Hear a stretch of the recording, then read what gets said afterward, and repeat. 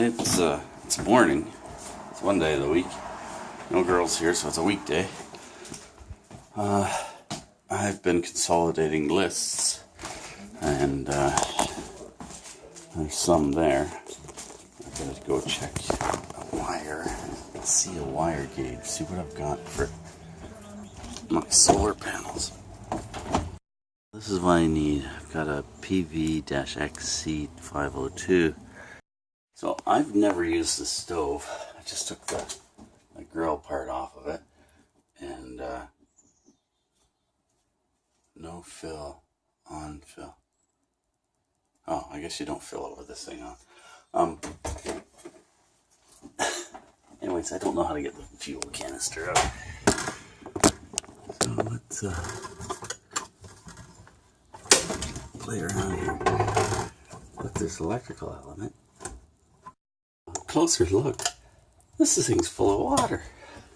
I have to take the whole thing out. Now I gotta figure out how to get it out. Underneath we go. What do we got there? Okay, so it just sits down in there.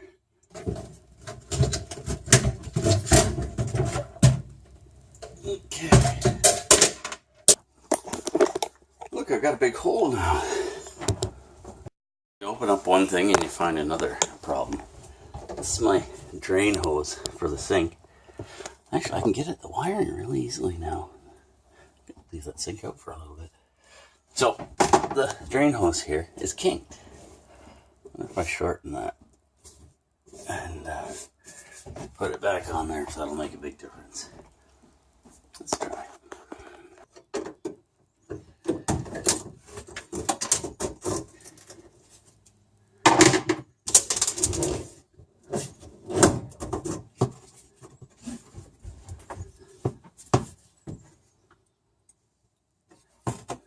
Okay. How do you cut a hose like this? I use a jackknife. It's just a matter of tightening this again. Just tighten the one on the sink too. That was loose. I don't know who had this stuff all apart, but they weren't very tight. That's not a good thing. That'll sink your boat if you the outside one fails. So I might have to come up with an alternative plan for my stove. That's full of water. I didn't know it held water. It does really well though. So I guess I'm going to try and dry that out. Measure this hole, and I might pop out and see. You know what? I've got another stove here. Why don't we do that? I'll look and see about using the other stove that's here. I might have to put it on a piece of plywood over the hole. This stove has a convenient fill hole. I'm going to use it as a drain hole.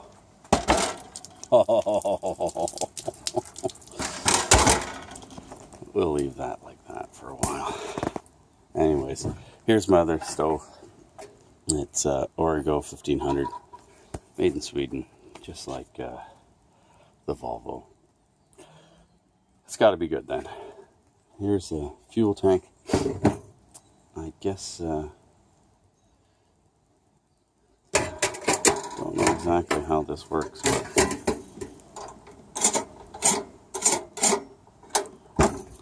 something like that. Hot, off. Okay. Well, let's go get fuel for this. I just got off the phone with Andrew from the solar store here in London. I need some of this cable, and he's got it. They're not a retail store, but he told me he'd hook me up with some with 20 feet of cable. That'll be enough for me to get things done and in through the boat. And yeah, I can't believe it. I'd have to put another hole in the boat, so I need another through hull thing. Well, I'm off to Kathy, neighbor. She's walking her dog. I'm off to the hardware store to get hardware for the the boat. I'm not actually getting hardware. I'm going to get the methyl hydrate for the stove. Well, this one works.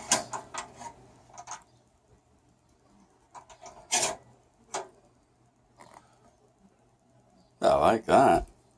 That throws off a lot of heat. Good. Not a lot of smell. I think it's out. Let's try lighting it again. I've opened it all the way. See the little blue flame in there? Nice. That is working nicely. I filled the other one that was full of water, hoping that the methyl hydrate would help the water get out. Dissipate the water, I guess. We'll see. That is a nice heat. Okay, good. Turn that off. Let's go to the other one. Here we go. Oh, that's lit. We have 2 stoves. And you know what? I'm going to bring this one. This one's going to stay here. This one hasn't been wet. This one's still got water in it. I'm going to leave it, you know what, I'm going to leave it outside and light it. And hopefully it'll help evaporate that water. And when we get back, we'll reinvestigate this stove. Quick and easy solution to mount the Origo stove. So I'll mount it to this, mount that from underneath, and we'll be good to go.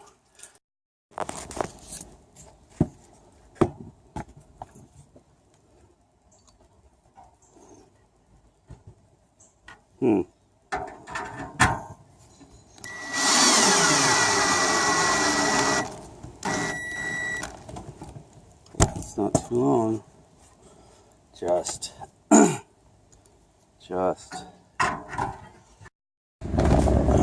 I've got the fan on in here just to make it a little more bearable. So I've got one of the hoses up here. I'm going to attach the clamp now. I'm doing 1 clamp on each hose. I know it's not the best, but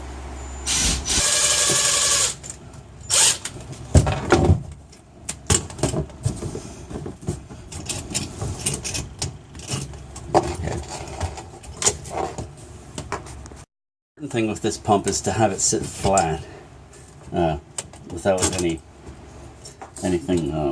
giving it trouble. So we've got it sitting flat there now. I'm just going to tighten this up. I'm running the pump hoses up through here.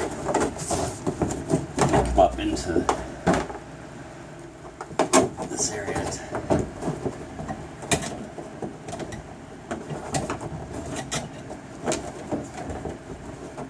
Now, tighten this.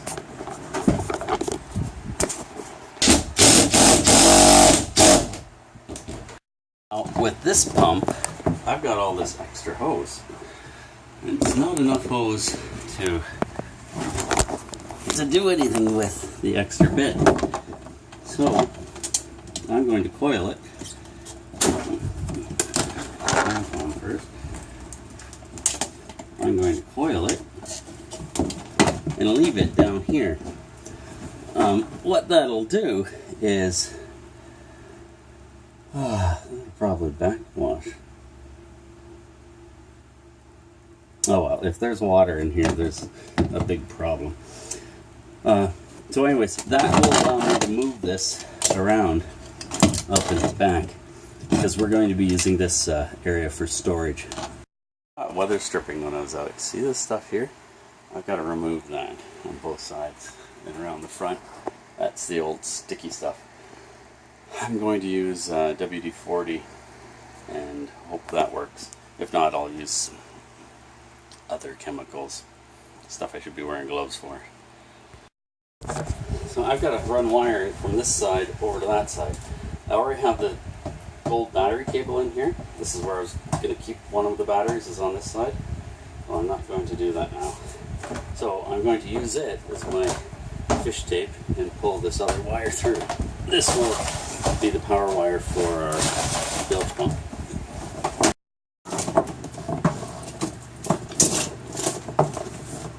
Look at that. I'm going to leave lots of wire here for this bilge pump. I just bring it up underneath and out and through. It'll get tied up underneath this board here. Just heat shrinking some connections. I just crimped these.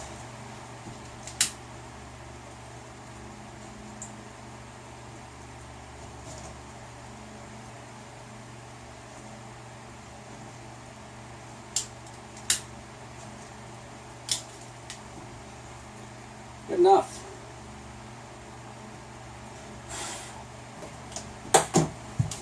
Okay. I'm going to pull this excess wire through. My connection is going to be hidden back in here. That's why the heat shrink and all that and stuff. It could get wet, but.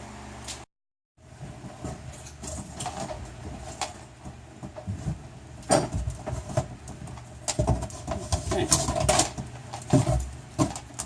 Good.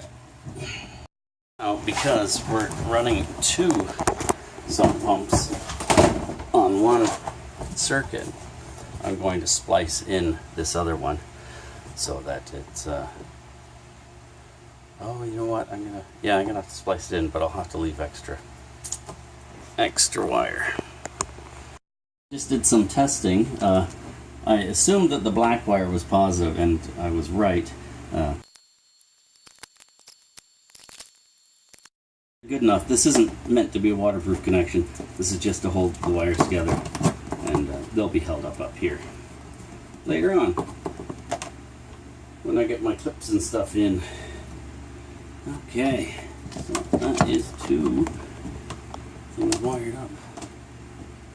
I'm going to mark this mystery wire that I just installed, just in case. Just make things a little easier. I'm not going to forget. Got a wire here. I'm going to try and fish it down through the skirting of the cabin here. I don't know how successful I'm going to be, but we'll see. I want to pull my power cable up here. Let's see what happens.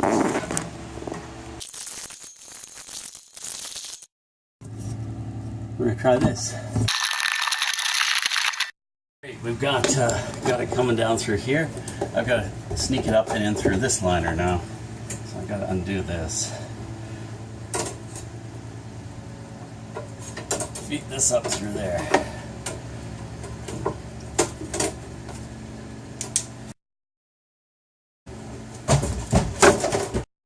Even with that fan going, it's still hot in here. Oh, I'm stuck right up in here where this meets. A little more playing around is what it'll take. Not a lot of fun, but it's got to be done. What I'm going to do now is I'm going to use the wire to pull up this wire, the power wire, and get it unstuck from here. And what we'll do is we'll try and pull it up, pull something up.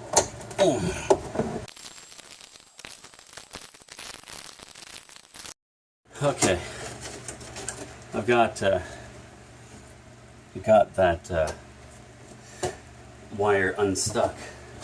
I'm just going to run some of my other wire up through there.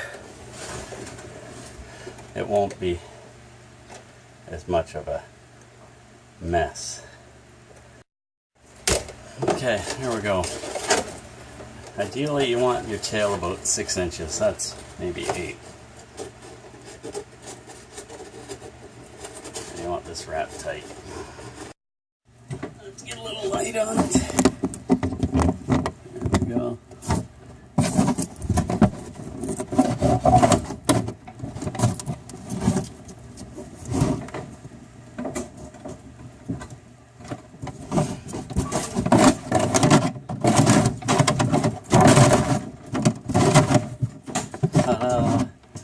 We got it.